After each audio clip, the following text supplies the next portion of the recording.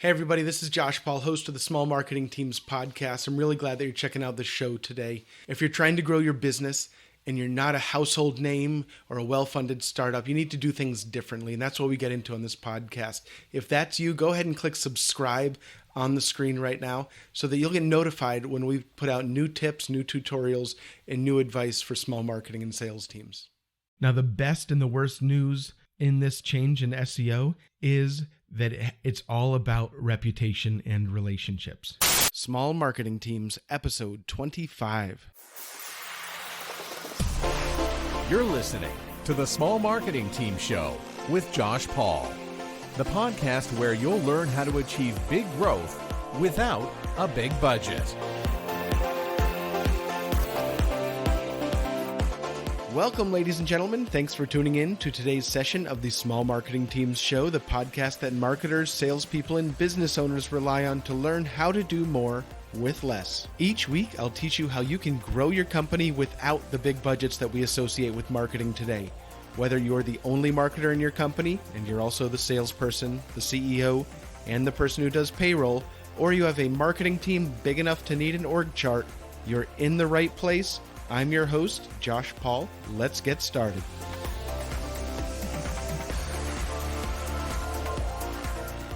Welcome, ladies and gentlemen, to this episode of the Small Marketing Teams podcast. In this episode, we're going to come back to the topic of small marketing teams and SEO. Now, I was recently asked by a bigger company to contribute to one of their blog posts on effective SEO. They found me through some of the writing that I had done on and podcast episodes that I had done on the topic. I want to bring some of these things into focus for you today. So let's get started. The first thing that you need to know is SEO, the value of it, the importance of it, and how to do it has changed in the past 2 years. What worked 3, 4, 5 years ago doesn't work as well today. One of the things that has changed is that everybody has started producing content. When I first started writing and blogging to grow my last company, the software company, I could write on anything in that industry related to that topic, related to the problems that we solved, and within 1 or 2 weeks, it would be ranked on the first or second page of Google. It was a great time. I would see a competitor who was about to make an announcement or just made an announcement on a particular topic. This was a software company, and a competitor had made an announcement regarding their mobile functionality. And so I quickly wrote a couple blog articles on best practices for using mobile in this industry, and it ranked higher than their stuff within a couple weeks. It was great. That's not the case anymore. Everybody is producing content. Everybody's following basic SEO rules.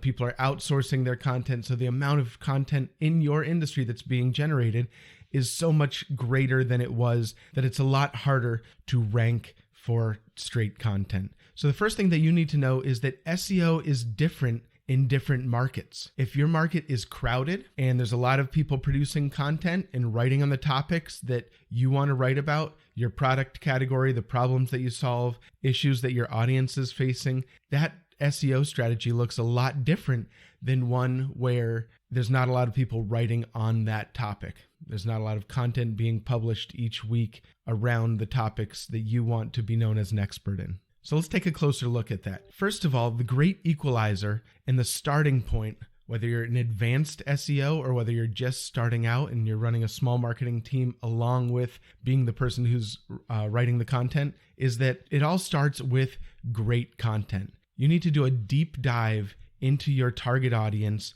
their goals, their desires, their challenges, what they care about, what gets their attention, and use that to create the best, most helpful, actionable, original content in your space, in your industry. So that's where you start. If you don't have great content, no SEO is going to get you to where you need to go, no technical side of SEO. And that's where marketers like to stay.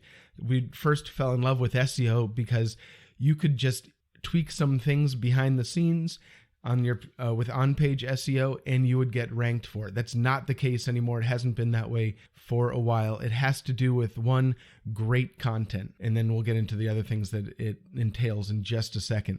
So picture a spectrum. On one end of the spectrum is a less dense market. That's a market where there's less content being published, less people in that market possibly, but less content vying to be ranked by Google or Bing. And on the other end of the spectrum is a very crowded market where a lot of content is being published. It doesn't have to even be great content, but there's just a lot of noise online and social media and blogs and videos in that market. So you have two ends of the spectrum. In a less dense market, you can still focus on the technical side of SEO, and that's the structure of your directories and your URLs, all the way down to on-page SEO with your titles and meta descriptions and internal links. So that's one end. And as you go, it's not just a binary one end and the other end. There's a spectrum there. As you move across that spectrum, the technical stuff is less effective. And what matters on the other end in a crowded market for SEO is actually, it's going to surprise a lot of people. And it's unfortunate because marketers like that behind the scenes element.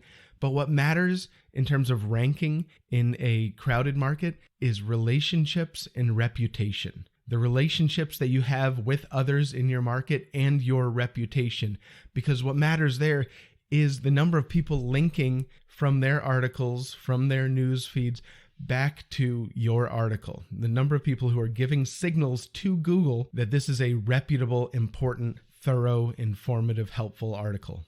So know that SEO is different for different markets. If there's not a lot of competition for content that's going to rank, you can still get away with a lot of the technical side, but that's very rare. As you move across that spectrum to the more crowded market, what matters is your relationships and your reputation, because you need to get people to link to your content, either through your reputation and people just see you as an expert and they say, you know what, I want to boost my own credibility by bringing in the insight of this expert, or through your actual relationships and asking people to link to your content, or even replace the existing links that they have with links to your content. Now, this is a very oversimplified view of SEO because we're talking about small marketing teams here. We're not talking about people who have a full-time SEO on staff or even have a full-time consultant that they're working with. The people that I'm talking to, the people on this podcast, are people who need to do more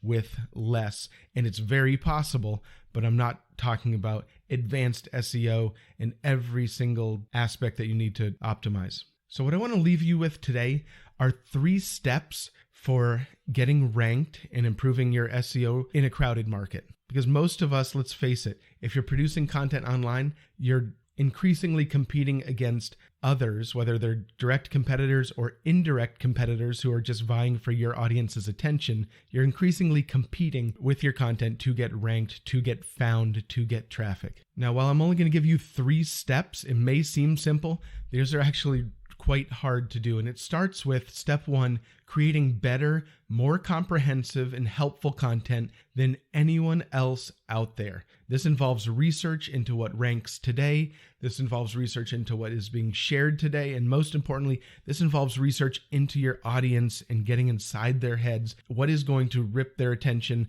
from other places? They only have so much time and attention during the day. You need to earn that with creating the best, most valuable content out there. So that's step 1. Step 2, this gets harder. This is leveraging your relationships and your reputation and the quality of your content to get people to share and link to your blog. Now, the best and the worst news in this change in SEO is that it's all about reputation and relationships. It's all about the relationships that you have. It's a lot easier if you have a large network to be able to reach out to people and ask them to link to your content from their blog. If you're talking about similar topics, it's a lot easier to get people to replace links to other resources in exchange for links to your resource, your content, if those people know you and they know your reputation and they trust you and they trust the level of content that you put out. So start building those relationships now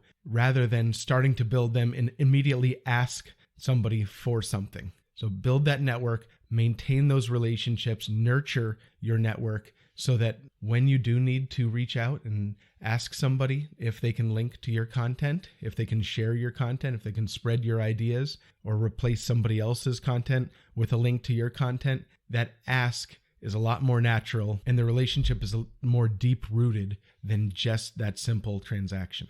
And then the third step is to take care of the basics, like your on-page SEO. That's where a lot of marketers want to start and finish and focus, is the on-page SEO, because it's the easiest. You don't have to sell somebody on your content. You don't need to reach out to somebody. You don't need to handle 98 out of 100 people saying, no, I will not link to your content. You don't have to handle that rejection. But that's only the basics. Don't start and stop at the basics. You need to do step 1, which is create the best content in your industry. Step 2, leverage your relationships to get people to link to your content. And then step 3 is just make sure that the basics are covered. If you want more information like this, I share tips pretty frequently in the Facebook group, Small Marketing Team Secrets Facebook group. We're happy to have you. You can get there by going to smallmarketingteams.com and clicking on community, or just search Facebook for Small Marketing Team Secrets. We would love to have you and continue this discussion. And with that, I will see you online.